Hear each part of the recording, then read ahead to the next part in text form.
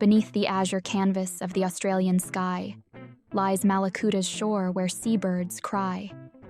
A symphony of waves performs without cease, carving a masterwork, a sinkhole's silent peace.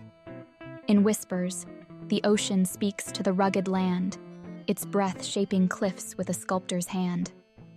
Layers of time stand in sedimentary grace, a rugged beauty etched upon the cliff's face. There, where the land meets the frothy brine, a sinkhole cradles the sea's design. A hidden cove where shadows play, on rocks and kelp where the light will fray.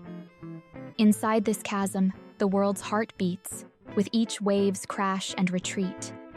Nature's own amphitheater, grand and wild, where untamed elements are reconciled. The cliffs, sentinels of stories untold, guard the sinkhole's secrets in their folds. This is a place where the land has wept, in its bosom, countless eons slept. Behold the majesty of the coast's embrace, feel the spray, the wind's cool grace.